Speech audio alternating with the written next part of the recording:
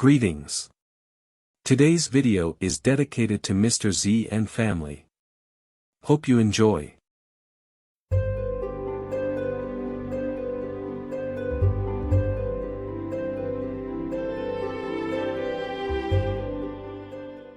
Why does Mr. Z drink or do drugs?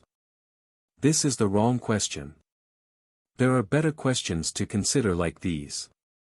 Why is there so much pain in Mr. Z's life that he has allowed alcohol to grab the wheel of his life's journey? Why has a person who is already depressed pick a depressant, alcohol, to self-medicate?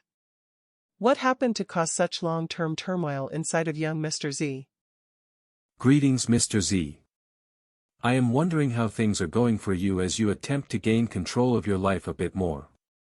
If you were a client, I would share several things that might help you. Perhaps you might consider them.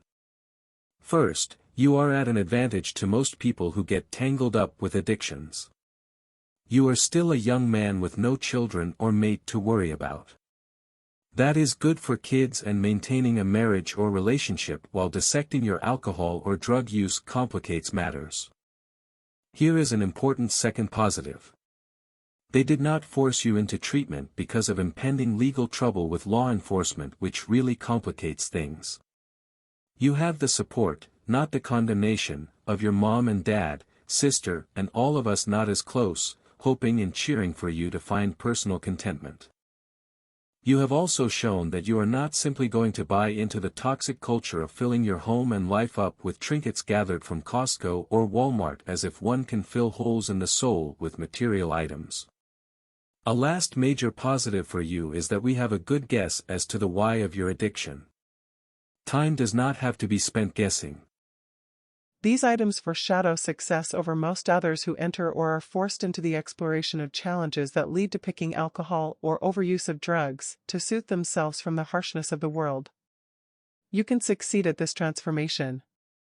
Transformation is a good and proper term to use, because you are going to go through self-discovery to figure out how to piece together this puzzle we call life. I can list more positives, but those mentioned are important and give you an advantage over other people dealing with addictions. I have a guess at what has happened, for all addictions started out being a temporary solution to a problem. Society has decided that picking on drug or alcohol addictions over all other addictions that haunt people is proper. It's not. Mr. Z, I want you to look at this definition of addiction. An addiction is any behavior, substance-related or not, that an individual pursues because they find pleasure, relief, or they crave it temporarily, so they pursue the pleasure and relief despite negative consequences. And they don't give it up, in the face of negative consequences. I said any behavior. So that could be sex, gambling, eating, shopping, work, relationships, or substances. This definition mentions no drugs or alcohol.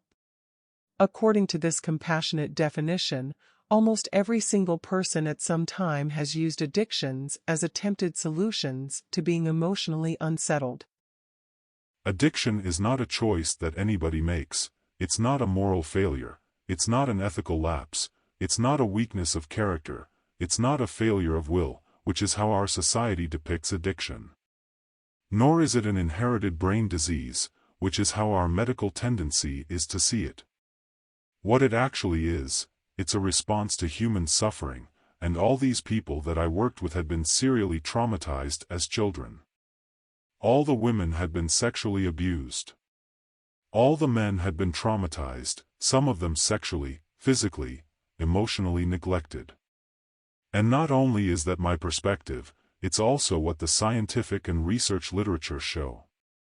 So addiction then, rather than being a disease as such or a human choice, it's an attempt to escape suffering temporarily. Here is my guess at what happened. It could be right or totally wrong. You came from a kind family unit. Your dad has been a genuine good guy forever, your mom a loving one, and your sister relished having you round as her little brother. You had your fun, good friend, the happy dog, Murphy, as a constant positive presence. This is important. Let's repaint the picture. A sensitive boy used to gentle treatment enters an environment that is not gentle or filled with kindness. This could be shocking to a little boy. Other kids might shrug off the unloving treatment, especially those from troubled backgrounds. Big crime, huh? Too sensitive to blend into a harsh world. No. A damn sensible response to injustice is what it could be viewed as showing. The problem wasn't you, Mr. Z. It is my view that you need to learn and relearn this until you change the story. Blaming yourself is untrue poison. Drink not from the cup of deep self-blame. Spit out the nasty beverage. The problem was the donkeys who damaged a sensitive little boy, you, when he entered what was supposed to be a safe place. Your dad grew up in a Catholic tribe, which can be a good thing, as you have a large support group in Catholics who make up exactly half of all Christians. Your parents wanted the best for you and figured having you in a Catholic school would be worth the price of sending you to what has been advertised as troubled public schools.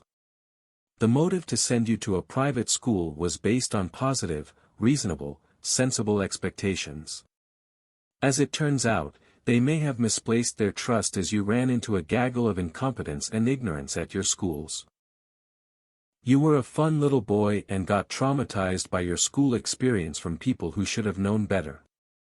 This is my guess. Rather than encourage you to learn and grow, they picked the stupid way of supposed motivation. They pulled out old myths like guilt and stamped you as one who needed a hard hand to make you conform. Conformity at all costs became the message, and you got trapped into a troubled network of almost devious, nefarious nutcases who had no business being in charge of innocent, tender, growing minds and bodies. For little Mr. Z, there was no escape. This Catholic school experience activated your stress system. Your system became used to the stress hormones of cortisol and adrenaline. In fact, these powerful chemical protectors took the place of and badgered away the fantastic love hormones of dopamine, serotonin, endorphins, and oxytocin.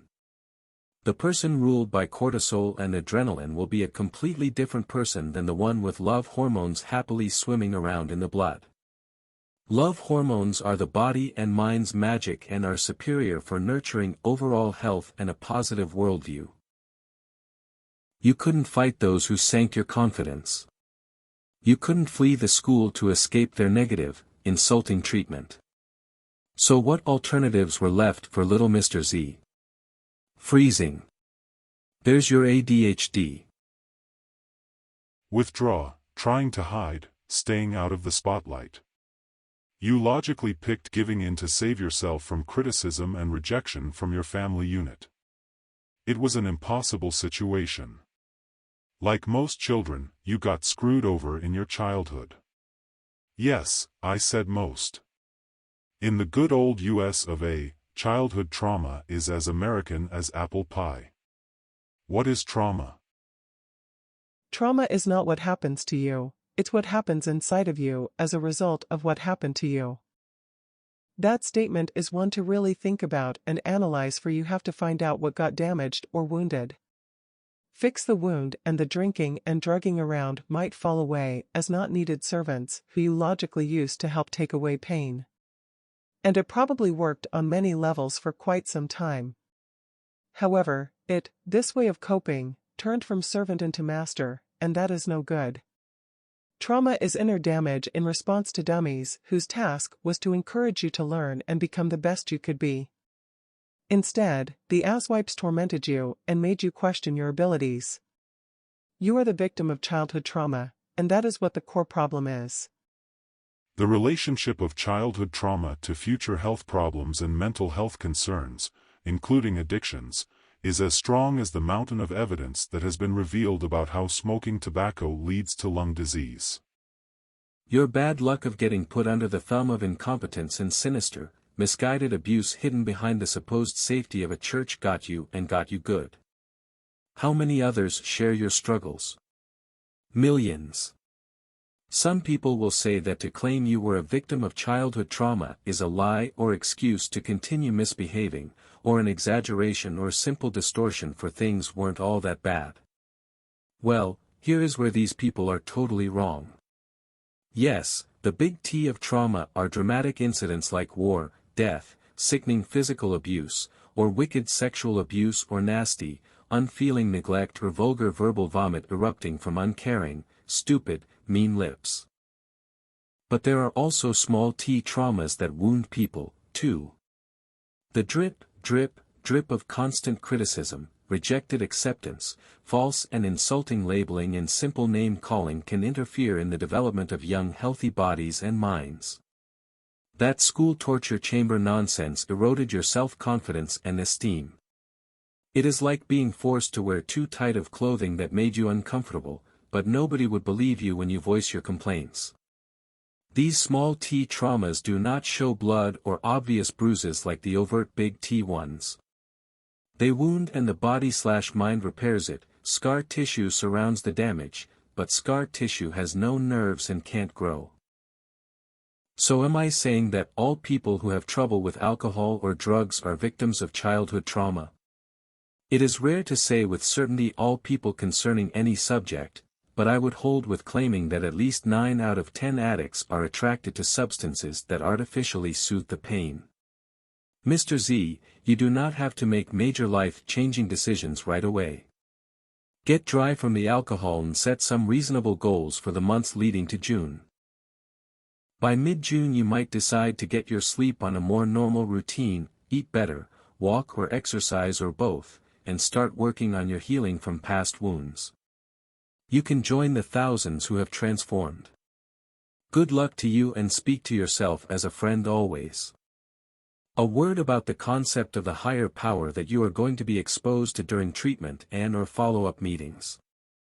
I have no need for the supernatural, which puts me in the minority. I think the natural world is super enough. I have no need for religion and no belief in some God hovering over us in the sky. For those who do, I merely salute and hope their beliefs give them comfort and hope. When confronted with the higher power deal, I translated it into something I could relate to. I view my higher power using the words of Jesus, neither shall they say, lo here, or lo there. For, behold, the kingdom of God is within you. Luke 17 verse 21. All the great teachers have claimed that the wisdom contained within us is the thing to nurture and listen to. Looking for external things to make us feel whole is folly and destined for failure. Your higher power might be the wisdom speaking to you from your inner world. Don't let the concept throw you off track. Substitute inner wisdom for higher power if religious stuff ain't your gig. Goodbye, happy trails, good vibes and cheers to you, Mr. Z.